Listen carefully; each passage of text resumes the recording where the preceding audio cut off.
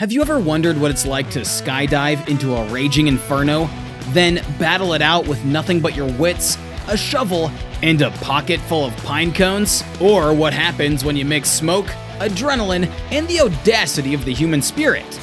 Well, grab your parachutes and your fire-retardant suits, folks, because we're about to dive headfirst into the world of smoke jumpers.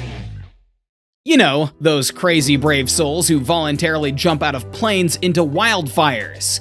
Yeah, those guys. But how much do they earn? What does it take to be one? And why in the world would anyone choose this as a career? When there's a wildfire, these brave smoke jumpers are the first line of defense. Their mission? They make an initial attack on these fires, parachuting right into the heart of the action, much like skydiving commandos. But here's the thing, they're not just about the first strike. Smoke jumpers often stick around to lead the charge if the fire isn't tamed after their initial attack. They provide key leadership roles, planning and executing strategies to wrestle the fire into submission. First up, they're masters of parachute rigging. Imagine understanding not just how to pack your own parachute, but also how to meticulously inspect and repair all the equipment. Not to mention packing the essential survival gear, like food and water, for firefighting missions. Now, let's talk about the main event, fire suppression. Once the smoke jumpers are on the ground, their job is to take on the beastly wildfires in the areas that are often tough to reach. They're not spraying water from a hose like you'd see in a city fire. No, they're getting creative with the resources Mother Nature provides. And it doesn't stop at water. You see, they're also pretty handy with some heavy-duty tools. We're talking chainsaws, axes, and shovels, stuff you'd see in a hardware store rather than a fire station. They use these to create fire lines, which are basically barriers that halt the spread of the fire. Emergency management? Check.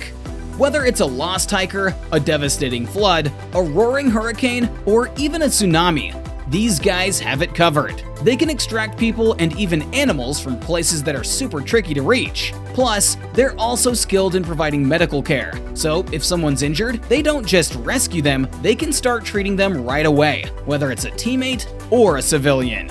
Smoke jumpers are not just about emergencies and fires, they're also guardians of our ecosystems. When they're not battling the flames, they might be found doing stuff like timber work, maintaining weather stalls, helping out at fisheries, or even collecting pine cones. They also play a big part in rehabilitating forests after fires. Imagine the damage a wildland fire can do. Once the fire's out, it's these guys who help bring the forest back to life. And did we mention that they're also teachers? Yep, they educate communities, schools, and even their fellow employees about fire safety and how to manage our ecosystems responsibly. And now we have the golden question. Well, just like in any other job, it depends on a few things, such as how long they've been doing it, where they're located, and just how many fires they've had to deal with in a season. If you're fresh on the smoke jumping scene, just starting out, you might be looking at around $27,000 a year. Not too shabby for a job where you get to parachute into the wilderness, right? And if you stick with it, gain some experience, and become a seasoned pro, you can earn up to a cool $60,000 a year. The more experience you have under your belt, the higher the paycheck. Now, smoke jumpers aren't paid like your average jobs. They're on the federal payroll, and it's a bit more complex. It's called the General Schedule, or the GS for short. Think of it as a ladder with 15 rungs, each rung being a different grade. And each grade has 10 steps. Your education and experience will decide which grade you're at, and your pay increases as you climb up the steps within that grade.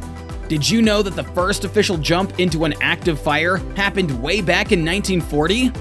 The daring duo who took that leap of faith were Rufus Robinson and Earl Cooley.